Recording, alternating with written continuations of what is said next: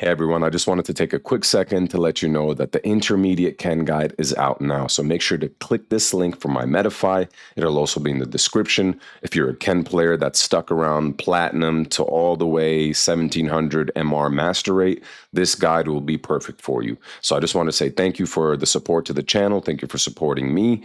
Go ahead and cop that Intermediate Ken Guide and enjoy this episode. I didn't always hate Zangief. There was a period in my life where I thought the character was kind of cool. You know, he's Russian, I'm Armenian, we share similar cultures.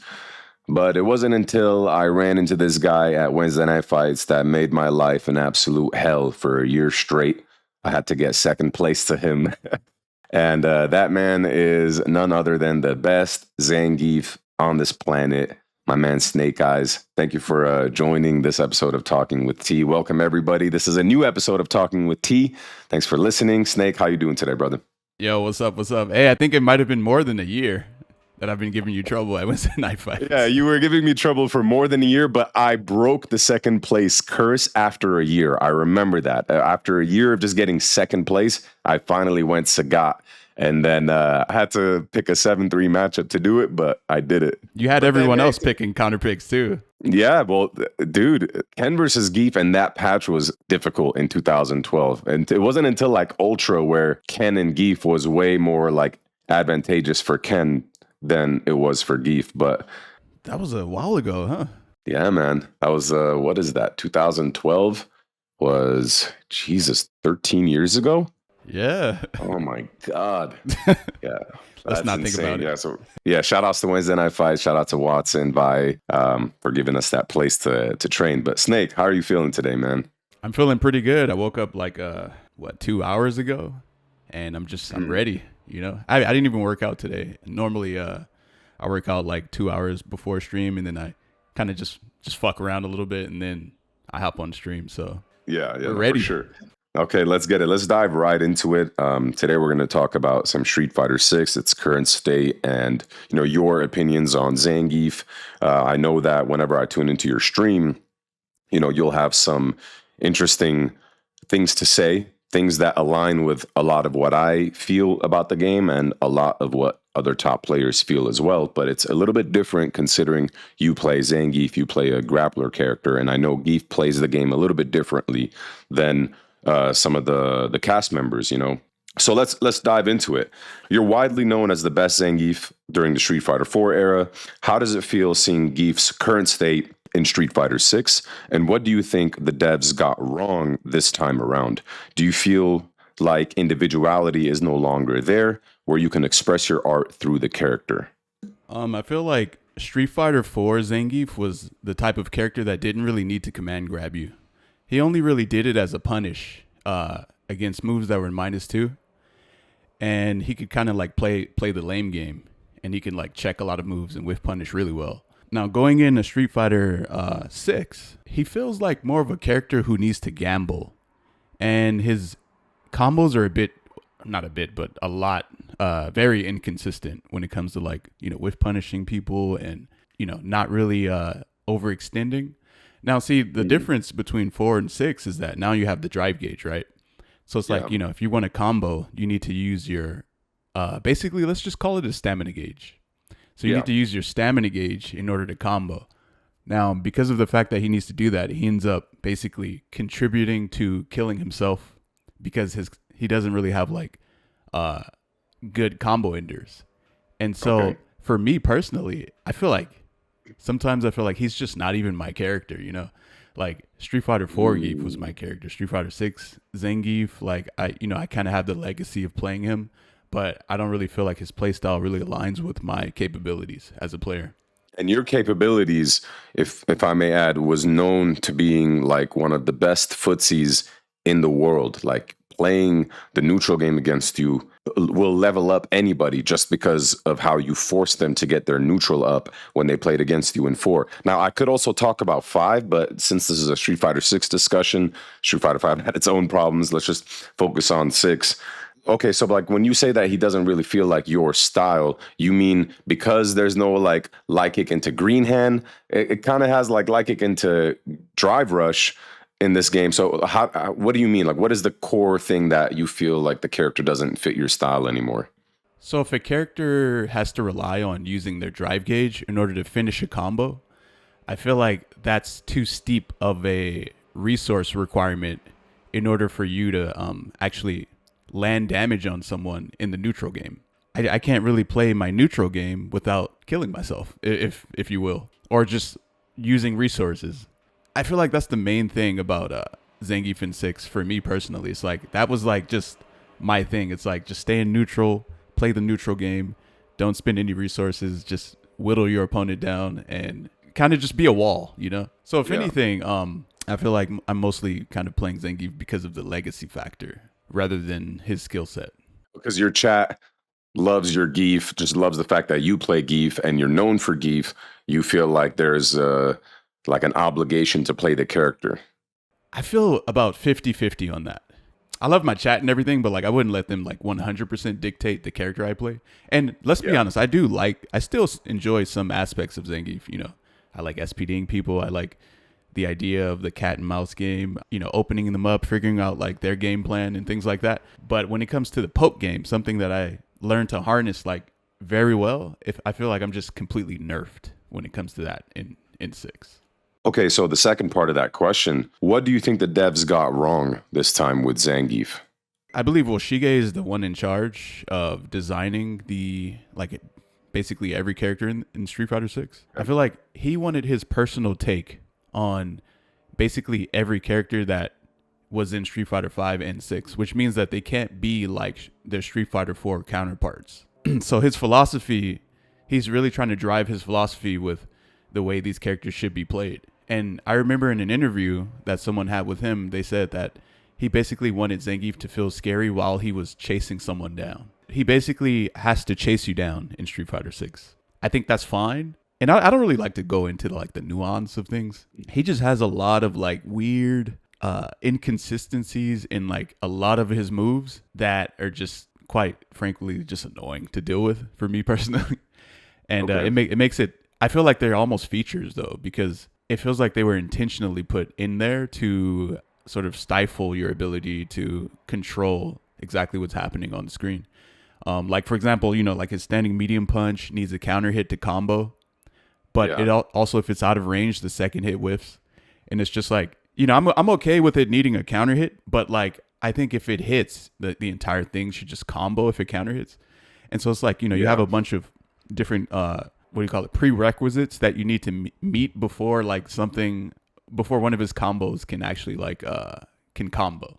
Yeah, I mean, Ken had the same problem in Street Fighter 5 that I talked about for years. For years, he had this like multiple target combos, multiple like scenarios where it was just like you don't know what if it's gonna work out for you or not. And the worst feeling is it won't work out for you when the tournament line, like when the tournament is on the line. Like it'll work out for you 1,000 matches on ranked match and custom lobbies, but then when you really need it the most in tournament, it'll drop. And that's not a good feeling at all, because whether people like it or not, it's like there is like an extra thought that enters your head before you commit to it in tournament because of the possibility of it dropping. And that's just not something that you need to even consider when you're going for something in tournament. Yeah, and that's crazy coming from a Street Fighter 4 player where proximity normals were a thing, and one frame link combos were also a thing. You know, so I feel like the weight of you saying that coming from 4 is actually like pretty crazy. Yeah, for sure. Okay, so do you feel like individuality is no longer there where you can express your art through the character? This is something that I've been talking about for quite some time now, coming from Street Fighter 5 to Street Fighter 6, and I don't mean it in its totality where you can't ever express yourself through the art of playing that character, but I feel like everybody just looks like a carbon copy. It's like everyone's just a clone, you know? It's like obviously the top players are going to look a certain way because they play a bit more patiently and they'll go for optimal stuff, but you can't identify players with their characters. And even more than that, more than being able to identify that's Bonchan's Sagat or that's Snake Eyes' Geef or Momochi's Ken, etc. I think what I mean by the individuality is when you get your hands on the character, there used to be this ability to create art with that character that expresses yourself. Like you can paint with the character just a little bit differently that makes playing that character so much more rewarding and fun for you to do. There's an art to it, and I feel like that's been tarnished and gone, and you can't really do that anymore. What do you think?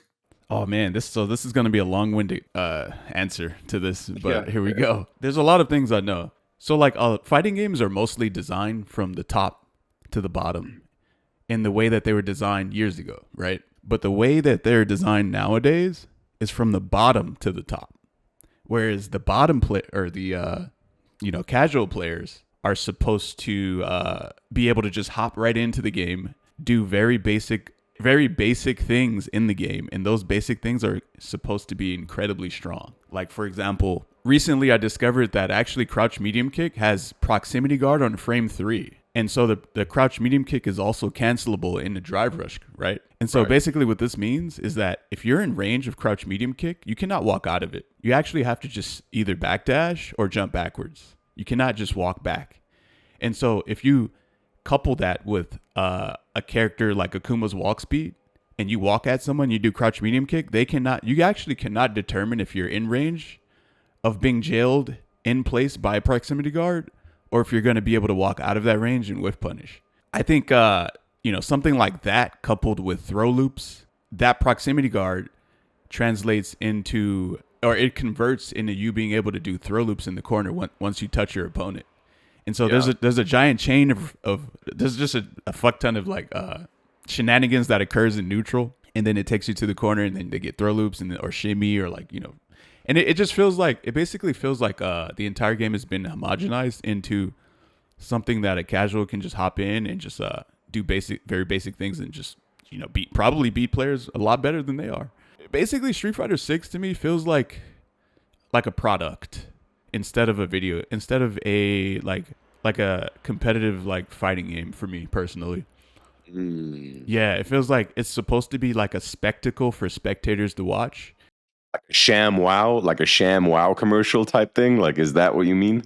Yeah, it's like, it's just supposed to be like super exciting to watch, and there's supposed to always be like some sort of forced action happening, and you can kind of see it in the way that because like it's like, okay, if someone jumps over your head, sometimes it's kind of hard to cross cut, right? It's like there's a bunch of just basic things that are like so difficult to deal with. Someone drive rushes at you in neutral, it's hard to deal with. Someone jumps over your head, it's hard to deal with. If you press 3 jabs on someone when you're up close, you can't really walk away. Yeah, from the low forward reversal into DRC. Yeah, and the proximity guard is there to make sure that you can't walk out of that scenario. And then the drive rush is there to allow them to get the pressure off of that. And then they take you to the corner. And then the throw loops is designed to, put you in a situation where you could probably lose the entire match. Like, basically, from what I'm looking at, it feels like the game is just designed to be a spectacle for spectators to watch, but at the result of kind of like watering down the game and diluting the essence of the art. What do you think that art is? I think that art is little tiny micro spacings that allows top players to have their own flavor of a character. I won't really get into the topic of like combos. Well, I mean, we can get into that topic if you want. I have a different outlook on difficult combos. I feel like if you have difficult combos in games, then that requires the netcode to be better, or that requires the setups that you go to from tournament to tournament to be the exact same or very, very similar to each other. And so I feel like they kind of want to try to eliminate that factor by removing difficult combos, which kind of deletes player expression a little bit. So it's kind of a weird compromise that they're doing, but it always feels like, it's at a top player's expense. Everything is always at a top player's expense, right? I guess when it comes to combos and the micro spacing, it also comes into like, I was gonna say, like, it also comes into the decisions that you make in neutral, other than the micro spacing and the combos, that really highlight the difference between this person's Ken and that person's Ken. Oh yeah, for sure. There's like, for example, me just playing you, like I could tell. Okay, so in Street Fighter 6, I can still tell who I'm fighting, even if like you didn't have your name. I would still probably be able to tell I'm fighting you. In Street Fighter 5, I would probably, I would kind of be able till I was fighting you even more, and then in Street Fighter 4, I would 100% know that exactly who I'm fighting when I'm fighting them. Yeah. There's like a language that the person spoke with their character.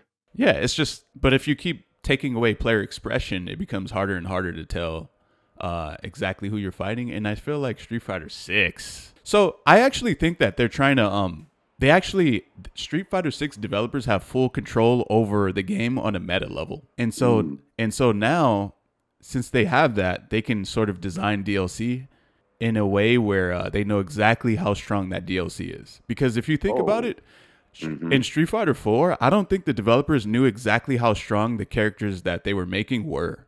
And a lot of the tech that was found out about players wasn't really designed to be that way at all. Basically, what I'm getting at is this is translating into being able to sell DLC. Make characters, a specific sort of strength so that they could be competitive, so that people will want to buy them as DLC characters. And so it all just falls back on money and esports. And back when we played, esports was a thing, but it wasn't everything, Yeah. Now I feel like esports is kind of like everything when it comes to Street Fighter 6. And so this is basically, what we have pretty much. Yeah, and a perfect example of what you just said is characters like Terry and Mai, who just came out. Obviously, they're SNK characters. There's partnerships there because Fatal Fury is going to have Ken and Chun-Li in it as well. It's like they knew exactly what they were doing when they thought of EX fans for Mai. And EX Fireball from Terry is pretty much EX fans from Mai, just not as strong. But Terry's EX Fireball is like a top 3 EX Fireball in the game. It's so incredibly strong. And it's weird that a lot of players have picked him up all of a sudden. I'm not sure why exactly that is, because he's been the same from since they released him, right? Yeah. He just got a couple of more buffs, but his damage has been incredible. I think the character was just a lot of people in the community, though, they ride waves. They definitely ride waves. So I think that's why we've seen an influx of them. But okay, let's go on to the next question. How much fun do you have playing Street Fighter 6 in comparison to Hyper Fighter, which like you won Evo for, and Street Fighter 4, which I think is the best fighting game? It's been sad seeing so many players crash out lately, including myself, because it feels like nobody's having fun. Like whenever I talk to Chris G about this, and I'll be talking to Vi about this as well, and Dual Kevin. But like, bro, anytime I go on anyone's stream, whether it's Kami, Kevin, anyone, you, me, everybody feels like they're miserable when they're playing the game. I always hear comments like, oh, this game sucks, or, oh, it's just the game, or the game allows this. And it's just always in a non-fun tone. Like, it feels like we're all miserable playing this game. And it's not just us, it's other fighting games as well, like Tekken recently and whatnot. But for Street Fighter 6, like, you'll have glimpses of fun, but then it's like the overall experience is not fun. Yeah, I think it's a really weird thing to try to grasp. It's like a strange phenomenon. It's like it feels okay when you're winning, and then it feels like shit when you lose. But then if you win by throw loops, it kind of feels empty. As if like, yes. And then you're just kind of like distraught, and you're just sitting there like, damn, what? That could happen to me too. I could lose in that same way. And the thing is, we've been through 3 generations of fighting games. So we know, it's not like we're brand new to Street Fighter 6 and we don't know what fighting games used to be like. Because we came from Street Fighter 4, so that one was filled with, character expression and skillful play, and every character was like very, very much different from each other, right? Yes. Maybe they had a few things that they were doing that were the same, but you couldn't even really identify a meta in Street Fighter 4. I don't even think there was a meta, really. In Street Fighter 6, you can actually say that there's a meta. Yeah, there's like, button, drive rush, corner, throw loops. That's probably the meta, to be honest. Now, I don't want to sound crazy, but I think what's wrong with Street Fighter 6 is that there is a meta. Maybe there shouldn't be a meta in a fighting game. There's never been really a meta in like a very popular type of fighting game. Now, would you say Street Fighter? I don't know. I mean, maybe Street Fighter 5 had a meta, but I couldn't really like tell that there was one. But anyway, back to the point.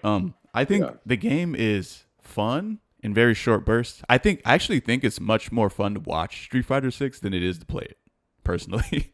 Facts. And I'm pretty sure this is how they designed the game in the first place, because viewership is a pretty important thing when it comes to these types of games. Maybe someone might consider a game dead if no one's watching it.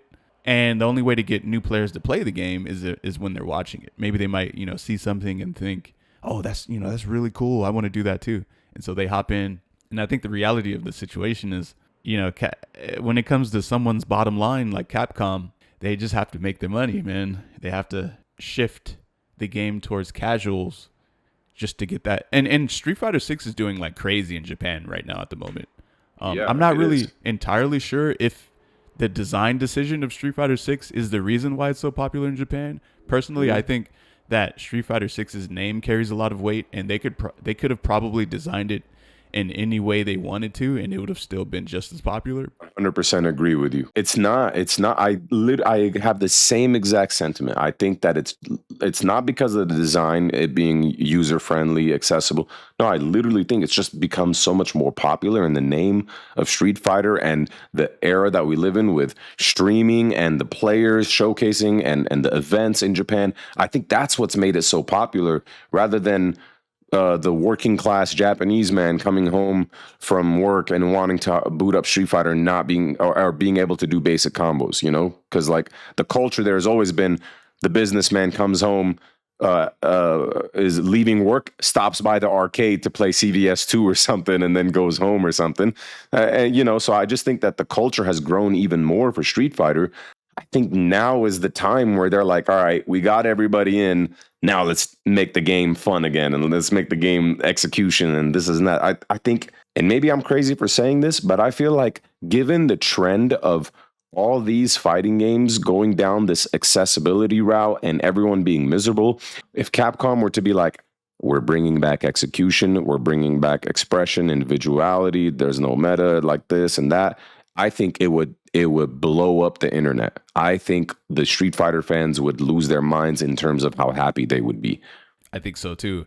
I think Capcom is overrating like instant gratification when it comes to just hopping in and just achieving basically using meta tools without even understanding the game. I think that's kind of overrated, and I think the game is actually much more fun to watch when you can see that individuality in certain characters.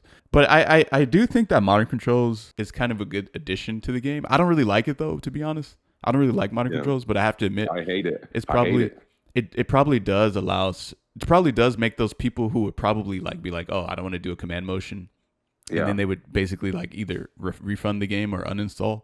It probably does keep them in the game. I just don't know if it should be a competitive thing. Maybe it should be like a conversion tool to try to basically like convert them from hopping into the game, trying it out, doing all these like moves that they probably wouldn't be able to do, and then translating in a classic. 100%. I think it should be like a stepping stool into getting into classic, and I don't think that it should be tournament legal. I love the fact that it's in the game to show players, hey, look at this cool move that you could do. You can actually do this move with your character. And then once they start falling in love with the game and the character, then they're like, okay, now I want to take it further and actually learn, So you had some pretty strong opinions, I think, from Street Fighter 5. How does Street Fighter 6 compare? And do you think Capcom learned anything from the previous game's mistakes? I think it's really important to highlight that, because we had we had 2 seasons of throw loops, I believe, or the first season, and then they took throw loops out. Oh no, it was after the second season they took throw loops out. But then, like you said, it's like they know what they're doing. Why did they bring back throw loops? And do you think they're learning from their mistakes? Well, I think Street Fighter 5 was like I don't think, actually I know Street Fighter 5 was a very lowly budgeted game, and they needed to make something of that game with like an extremely basically low budget.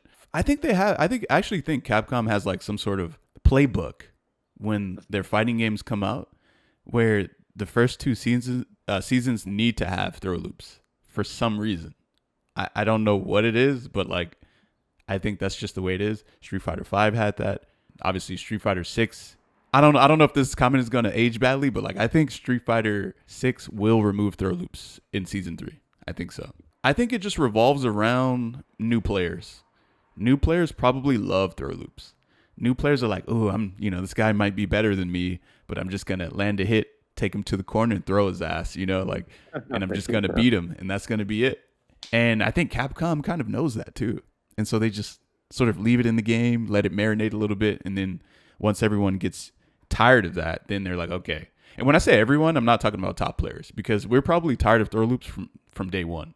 When everyone is basically not us top players. It's everyone else, like intermediates. The casual, basic, below average. Yeah. Those are the people that they base the game around. So let's talk about those people. There's always people who say the game isn't that bad. Top players will often get criticized for voicing our opinions. But from your perspective, what's the most frustrating part about playing Street Fighter 6? And then what's the most frustrating part about playing Zangief in the current meta? Well, and what do you have to say to those people? Yeah, what do you have to say to those people as well? A lot of those casual players and intermediates, sometimes they actually become top-ish players, or like high intermediates, or like advanced intermediate players, and then they also become tired of throw loops.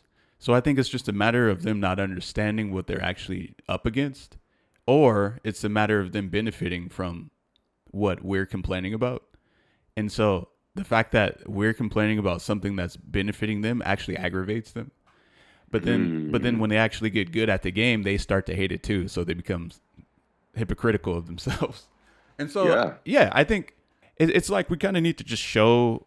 It's really hard to show someone who doesn't understand something, But I've always found it interesting how, like, and I'm not trying to put us in the position of like higher than thou, but it's very frustrating. And I don't know how Big Bird does it every day on Twitter, but it's very frustrating, like, that we can't even say anything on Twitter anymore. Like, I've fully accepted that I no longer voice opinions like that on Twitter, because it's really not the place for discussion. It's not the place for discussion with top players either. And because everything has just turned into a meme. Everything is just a meme. Everything turns into a weird copy paste that everyone's doing. And it's like, you could have a really good opinion about something, and then somebody will quote tweet it, copy paste, and change the name of the character that you're talking about just for likes and retweets and engagement. And it's just such weird NPC behavior. Like, it's really weird NPC behavior that I see.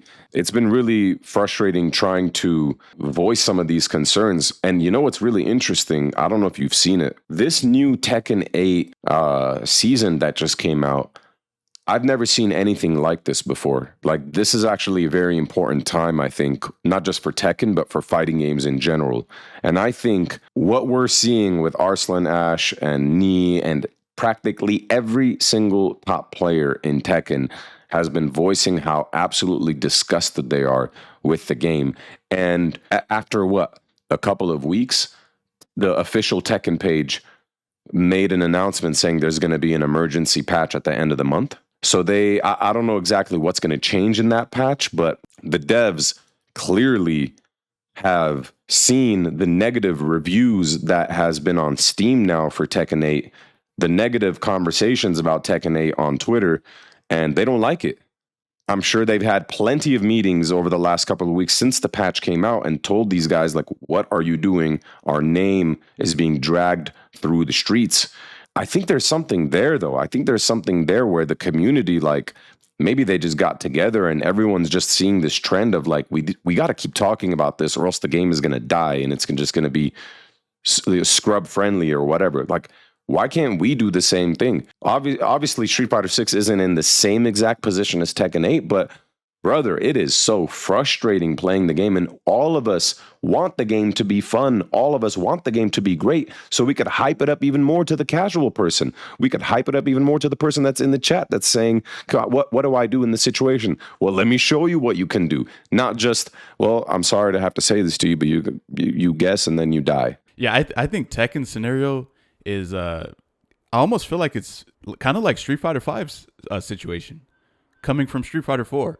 I think I might not be 100% right on this, but I think Tekken 8's Season 2 is like going from Street Fighter 4 to Street Fighter 5. And it has a very similar player base count as well. And now, see, I don't want to really compare it to Street Fighter 6, though, because Street Fighter 6 is doing incredibly well in Japan. But Tekken 8 right now is like no one's really playing it. It has like very little numbers. Well, I mean, the numbers are, Yeah, but like we've seen pictures of like locals and stuff completely empty now, and it's just being thrown in the face of Twitter a lot. Yeah, I've never seen anything like this before either.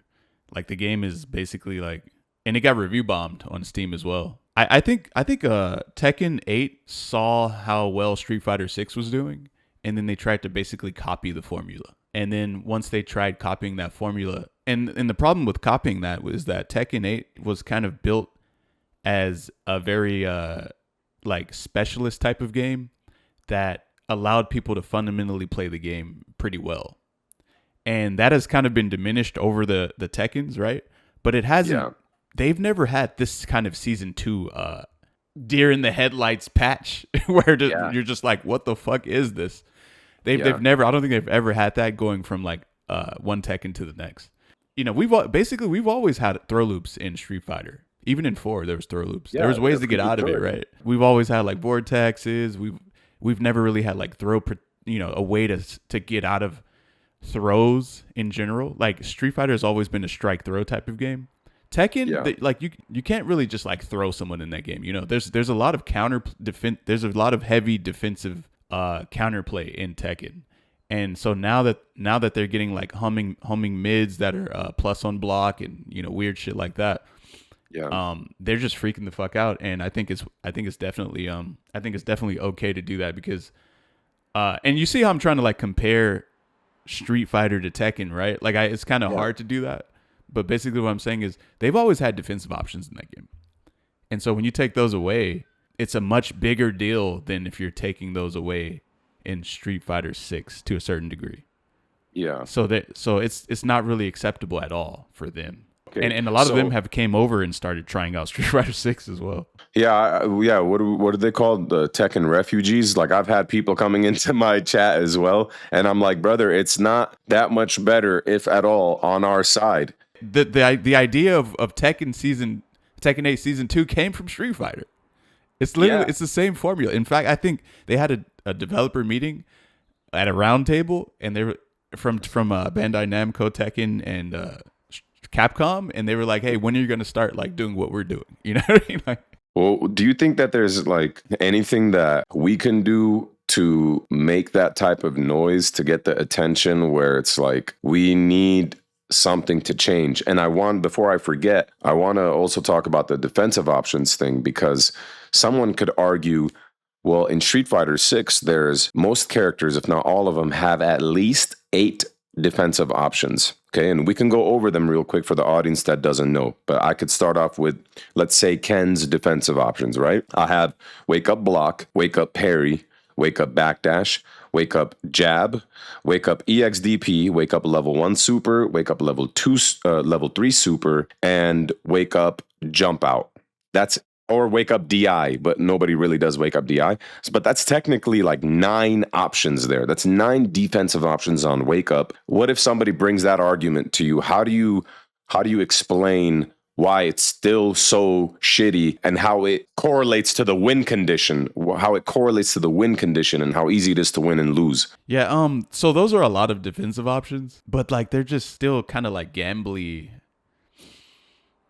Damn, this is like a hard question though, to be honest. No, for sure, but I agree with you in that like it's hard to answer it, but it's one of those where we got to tell them you got to try it for yourself, man. Like you have to go in there, try backdash and get meated, or try jumping out and then you get cross-cutted into drive rush and then you're back in the same mix. Everything just feels like you're in the same mix no matter what you do. I think that this type of situation is only supposed to be an in-game situation that happens after you've worked hard to score this situation.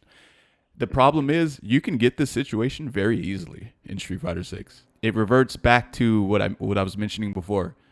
weird, crouch medium kick, proximity guard on frame 3, drive rush, being plus on block, corner carry off of any touch, and a very volatile neutral. You have to deal with that. But then the reward for that is throw loops and having to guess. And then, a different type of player would probably say exactly what you were mentioning before. Oh, you have a lot of defensive options. And it's like, okay, listen. Street Fighter was never about just gambling. This isn't some sort of like board game or like social experiment.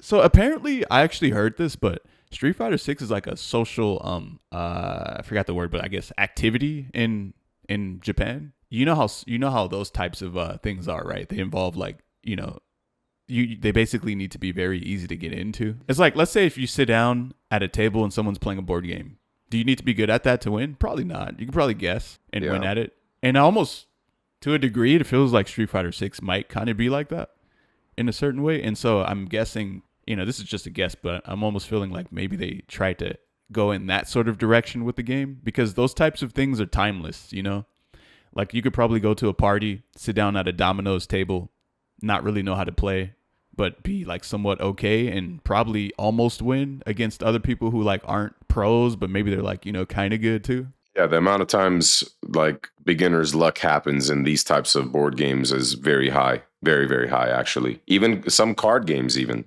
some card games. You see where I'm going with this, right? Like I feel maybe Street Fighter 6 is trying to go that route because they know those types of things are timeless, and timeless things will always be played regardless of skill level and regardless of the strength of your opponent, because they can only be so much stronger. But it's interesting. It's interesting that you say that because if we're looking at timeless, it seems like for Street Fighter, CVS2 is still widely popular in Japan, and Third Strike is also timeless, and Street Fighter 4 is still being played in timeless. Have you seen anyone play Street Fighter 5 in the last 2 years? No. There's still tournaments held for Street Fighter 4. There's still tournaments held for Third Strike. There's the circuit for Third Strike, I believe, still going on. The Jazzy circuit, I think it's called. CVS2, there's tournaments all the time. That boss just dominates in Japan. There's still people entering these timeless games, but a product like Street Fighter 5, we called it out. We said once this game is over, nobody will touch Street Fighter 5 ever again. Not when there's Street Fighter 7, not when there's Street Fighter 8, 9, 10. I don't care. When the earth explodes, no one will touch Street Fighter 5 like that ever again.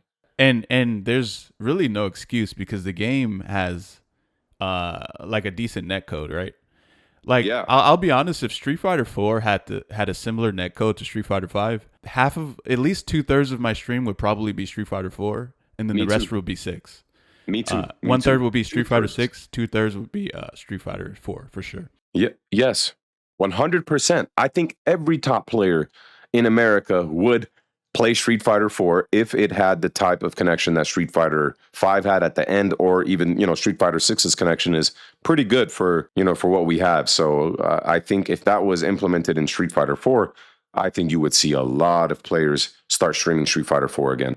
Yeah. Now let's say Street Fighter 4 theoretically got like some sort of graphical update patch and maybe a netcode some money drop and some money. I don't know. I'm not sure if I'd be playing 6, to be honest.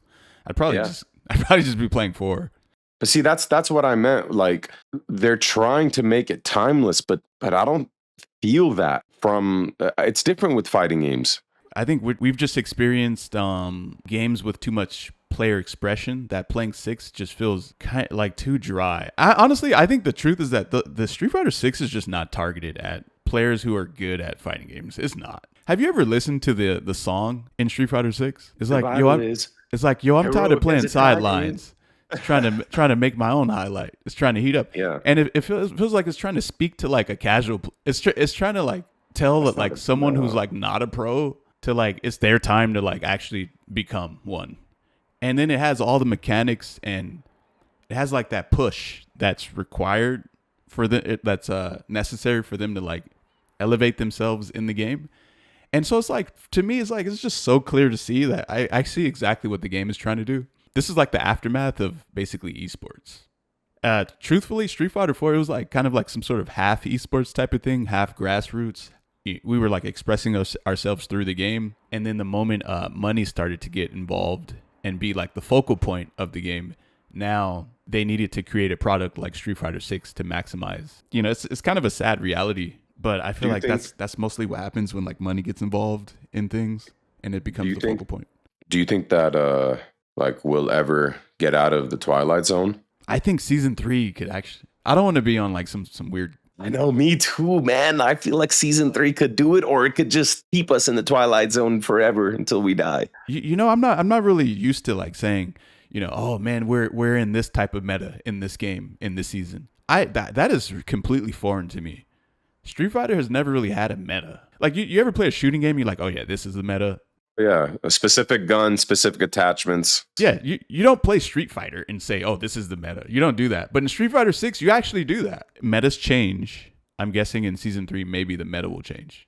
Because in Mortal Kombat 1, I don't really play that game, but I watch it sometimes, and I can see that the meta clearly changed. In that game, I'm not saying like, you know, Street Fighter 6 is like MK1 or whatever, but that MK1 has its own problems. That game got to stay alive longer than like 6 months, man. We want MK to actually thrive, you know? I'm not just trying to shit on MK. Like, I freaking love Mortal Kombat, bro. I love the lore. I think the characters are super cool. And a lot of my homies from the FGC are from the MK community. I want them to thrive. I want them to have fun playing the game. But it's been like, I think they're like, okay with the game the way that it is right now, but the lack of support, the lack of money, even though they got Warner Brothers has money and all of this, they sell the most. They sell the most in North America. They sell more than any other fighting game, Mortal Kombat. Yet it's in the state that it's in right now. Okay, let's move on. Some players, especially in Japan, rate Zangief as top 5. What do you think they see that others don't? And do you agree with their assessment or not? And I think they do that a lot because of Kobayan. So I watch Kobayan and Junior a ton, probably every day, actually, on stream, at least maybe like 2 or 3 matches every time I stream. Yeah, he does beat a lot of people. He does win a lot. I don't know about top 5, man. I don't know about that. Like top 5 is kind of crazy. Like so we're in a meta in Street Fighter right now. And I don't think Zangief, you know, does he take you to the corner right away? No. Does he can he DP when you do crouch, medium kick, drive rush, and the follow-up button is not a light attack? He has a 25 frame backdash, so when he backdashes in the corner, a lot of the times he can't even punish your throw attempt. There's a lot of things that like he just doesn't have that doesn't suit the meta, and so because of that, I can't really put him in top 5. And I'm just kind of a logical person when it comes to that. But the thing is, if I heavy SPD you 3 times, you're probably dead. Can I land that? Maybe. If you jump it, am I dead? No, but like you're probably going to do half and take me to the corner. And it's like I can live and die by, I can either beat someone pretty easily and it would look convincing, or I could probably lose. I don't really see, this isn't really the case when it comes to like a more meta heavy characters. You know what I mean? What is your top 5 and where would you put Zangief then? So my top 5 is Rashid or Cammy interchangeably, and then third is now I was actually going to put Mai's third, but I actually discovered something recently that I don't even think she's probably not even S+ tier. It's probably like either A or S or A plus or S or something like that. Wow. Okay. And then third is Ed, and then fourth is Kin. And I have a hard time placing 5th because I think it's either Bison, Akuma, or Guile. Bison, Akuma, or Guile. I think if it's PS5, Guile is actually definitely top 5, probably top 3 actually. You can't perfect parry his booms. You can barely block that shit on PS5, especially if like the settings or whatever on the PS5 are kind of fucked up. But if we're talking about PC, then Guile is probably either Akuma or Bison. You put Ken over Akuma? There's a reason for it though. There's a reason. Okay, tell me the reason. So like I think on paper Akuma is way better than the Kin, but I think in reality, Kin, whenever he makes a decision, it's a very fulfilling decision whenever he does something. Like if you throw EX Fireball and it punish counters someone from far away and you do Drive Rush, you do a good amount of damage and you take someone to the corner, right? If Akuma throws a fireball, it just hits you. If he throws an EX fireball, he can kind of do the same thing Ken does, where he kind of takes you to the corner. But it's not, I don't think that is as strong as when Ken does it. Akuma can constantly make decisions, and maybe one of his decisions might get jumped on. One of Akuma's strengths is that he's throwing fireballs at you, right? And they're really good fireballs. They're not doing that much damage, right? I'm not downplaying his fireball, by the way. No, not at all. Not at all. I'm just curious to hear your perspective on Ken, because obviously Ken players feel a certain way, but hearing it from your perspective is interesting. Yeah, so like Akuma's throwing fireballs at you, and it's like, okay, cool. This is pretty strong. But if you jump one of those, he's taking half health, or you're doing half of his health bar. Well, I mean, depending on your resources. Right. Probably half, somewhere near there. But Ken, he's not really focused on throwing fireballs. He's focused on doing things that are much more consistent of a attack based thing to do. You know what I'm saying? Like he's given the meta. The meta. Yeah, he's just focused more on like meta things. And if one of those meta things touches you, it's the reward is much higher than whatever Akuma is doing. If that makes sense. Okay. Yeah, that makes sense. I don't agree, but no, I'm just kidding. I definitely agree on the meta conversation. I think that like a lot of people also hate Ken, but go ahead. Yeah. Like let's say if you're in tournament, I feel like playing Akuma is nerve wracking in tournament. It's like, fuck, can I throw this fireball? What if it gets jumped on? Whereas it's like, if you're playing Ken, it's like, okay, if I actually hit someone, the payout is going to be much greater than if I'm just chucking fireballs at someone's face. I'm not saying Akuma can't do anything else though. He has other tools as well. But he also like doesn't really have anything like, I don't think his chip potential is as good as Ken's either. Okay, I mean those are very fair and logical arguments as well, and we could save that for another time. There was something that you talked about, which leads into the next question. You talked about the PS5s, you talk about the setups and Guile and, why it's difficult. How do you feel about CPT qualifying for EWC and the current standards that we have, or I should say the lack of standard for monitor and console setup when it comes to these tournaments? I mean, we have tournaments that are qualifiers for EWC that are on PS5, but EWC itself is on PC. We have CPT events that are on PS5, but the Capcom Cup is actually on PC. So I remember a time where Xbox 360 was the best console to run Street Fighter 4 in.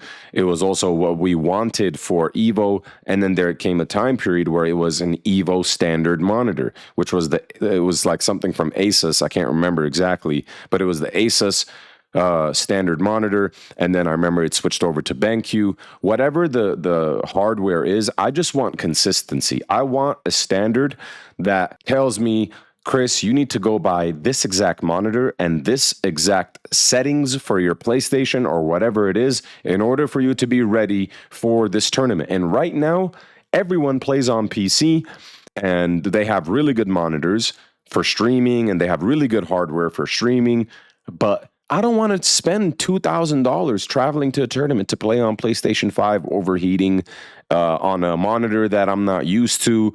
It's not fun, man. And I remember this past Evo, my setup, my entire table at like the round 2 or round 3 after pools, it completely overheated and shut down. The entire table with like 8 monitors and 8 PlayStations completely overheated and shut down. So we had to wait like 30, 45 minutes for another table to be available for us to use that table. Now imagine that for Evo.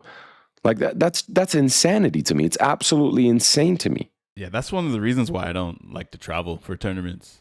I'm not really trying to like spend like a ton of money to play on like unoptimal setups.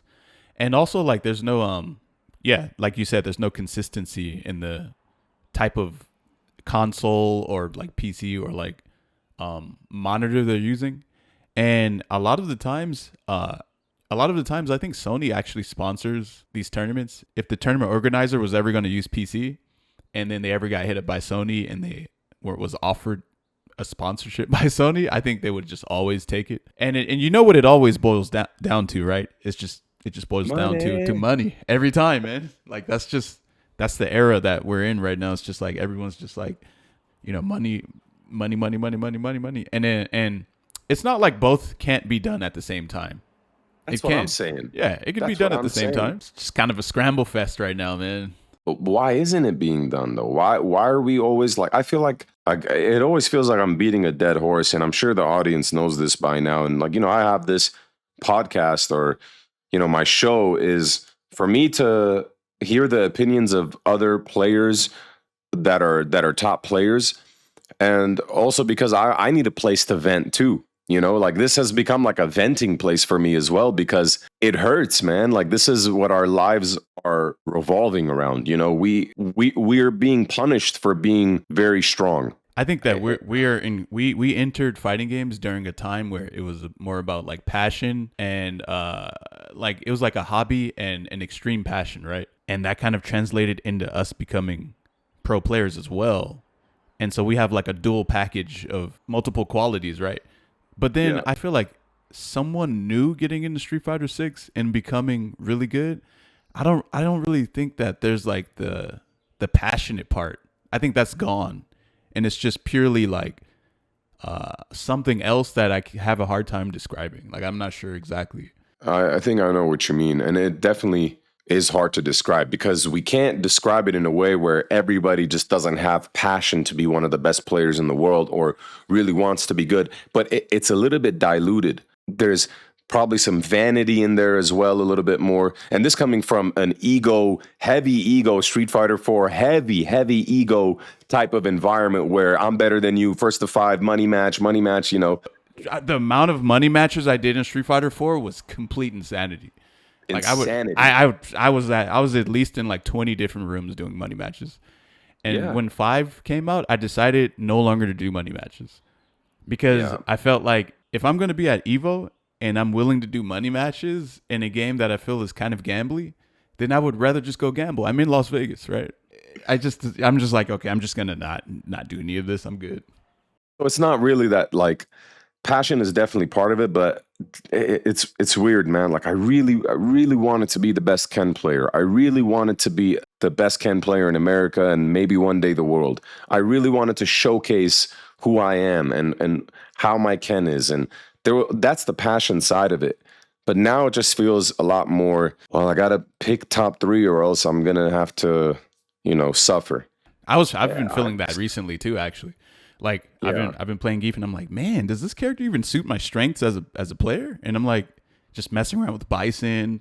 I pick Mai and I'm like, why do I have more MR with Mai with like not even 1/3 of the knowledge that I have with Zangief? Or the experience, like all the years of playing these characters. It's like, how can I get 2000 MR with Akuma and Cammy?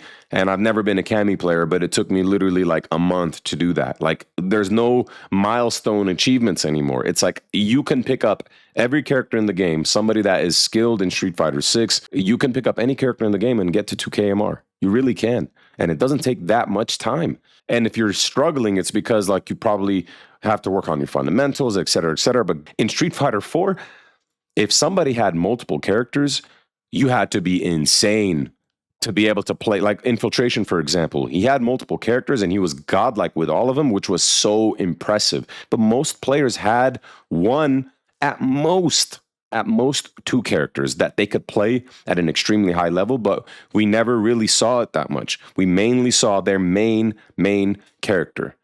There was a really strong particular button that gave the other character like a hard time. But they didn't Like, actually. Yeah, that's there was not a round lot of like against. people who played 2 characters though.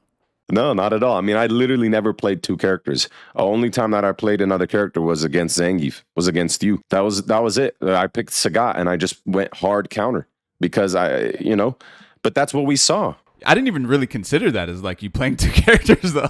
No, I didn't. I didn't know anything about Sagat. I literally just watched Bonchan against Itazan and whatnot, and I just like, all right, I'm gonna copy paste what he's doing. And because I was a really good player, I could at least play the matchup the way that it needed to be played in order for me to squeeze out some wins here and there with Sagat, until you started counter picking, and then we had that blind pick war with Oni and Sagat and Ken, and that was, but that was fun. That was part of it, It hurts, man. It just hurts, and I want to be positive.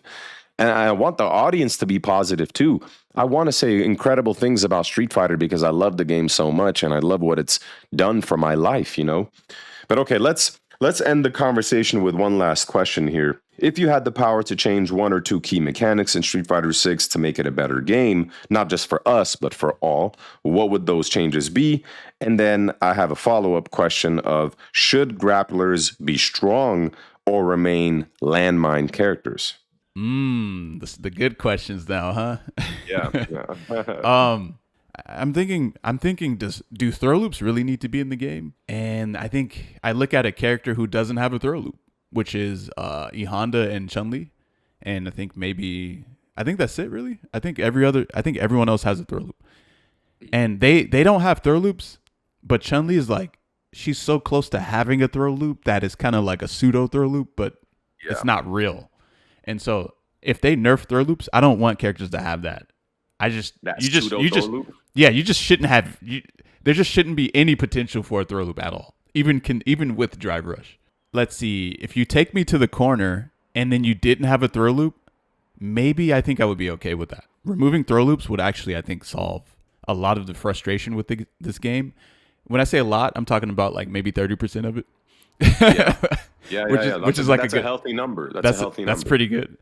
And then as far as your other question, I don't think grapplers should be like top tier, like S plus tier or like S tier. I feel like no character should be S plus tier either though. Okay, here's actually how I truly feel about it. I think a character should only be S plus tier if they have something that's difficult to do that makes them S plus tier. That way the reason for that character being so strong relies more on the player rather than the character themselves. But if everyone has the ability to just pick a character and then that character is S plus tier just for like basic like stuff that they're doing in neutral, that's when it becomes a toxic, like frustrating experience. Yeah, so like this is one of the reasons why Jamie should probably never be top tier. Like I don't want to deal with a character who isn't really balanced around having a command throw. Having Yeah. a command throw right away via like, maybe his drinks, maybe he just retains his drinks throughout each round, or maybe instead of him having to drink 4 drinks or 3 or whatever it is, now he needs Yeah. just two in order to get his Yeah. command throw or something like that. Like that's what we Yeah. don't want.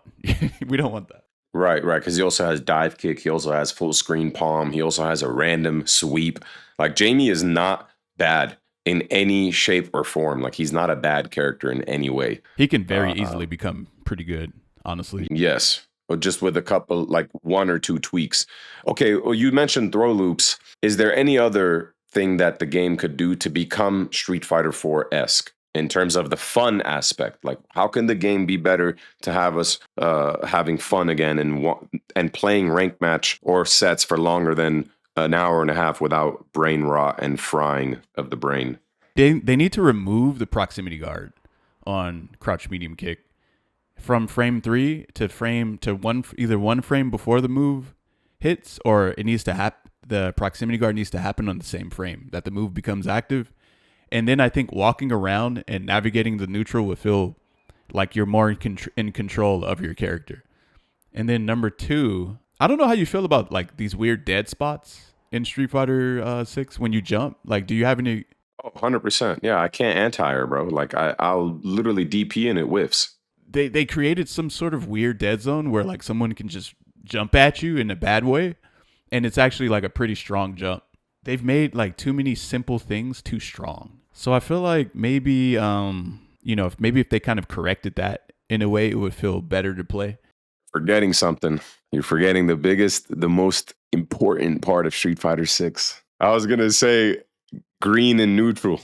Oh yeah. Right. I don't even know why I didn't. I mean, I just kind of felt like that one was like a given, Yeah. But yeah, that's probably number 1 to be honest. Like just there's so much variance in how you're supposed to check someone's drive rush that it's actually quite annoying to deal with sometimes. And I'm thinking maybe if you did raw drive rush in neutral, maybe if you had to wait a little more frames to press a button coming out of drive rush, maybe it would be easier to deal with. You think it should cost like more bar? Should it be completely taken out? Should it like I think your hurt box should expand when you do raw drive rush. Yeah. And I think you should actually have to wait longer in order to press a button coming out of raw drive rush. But this shouldn't be the case if you're doing a combo. So if you're doing, if you do a combo and then you do raw drive rush, you could do, you should be able to do whatever. But if you're doing just straight up raw drive rush, there should be like more restrictions applied to it. Yeah, and I'm sure there should be a way where I share the same sentiment, where I think the game should recognize when there is a combo happening, like a air juggle state or something like that, where it allows you to be able to drive rush button or to do those little cool drive rush jab, drive rush jab, drive rush jab, or something that requires some sort of juggling effect. Right? It should recognize that. But then when we're both playing in the neutral and then we just decide to go green, it's like that's just not healthy. It's just not healthy at all. And it's just so frustrating when you have to deal with instant drive rush and then slight parry drive rush and then parry drive rush into special move. Like, I might even just post the clip of my experience yesterday where this Jamie did full screen drive rush against me, and I'm in the corner with Kimberly, and I know that it's coming. I press standing medium kick, but because he did forward roundhouse, his hurt box kind of went back a little bit, and I ate 60% for trying to check a full screen drive rush. It's so unfortunate too. We always sound like we're on some sort of high horse when we talk about this, don't we? It does seem like that, but it's like, man, like you're going crazy. Like it's like gaslighting. It's like the definition of gaslighting, It's like, how do you even fix that? Like, why does it need fixing? Why should top players be able to dominate every single time? Why should you be able to check?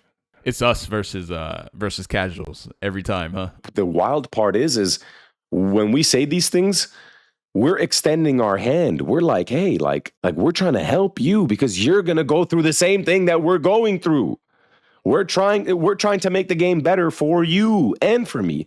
By making the game better for me, for us, we're making the game better for you too. But they don't know. They're not good enough to understand. And that probably makes me sound like some sort of... And you know what? Word resurfaced recently? Oh my elitist. God, bro. Elitist, bro. Okay, so first off, I don't think that the word elitist is even a thing amongst pro players. Like, you will never even hear that word.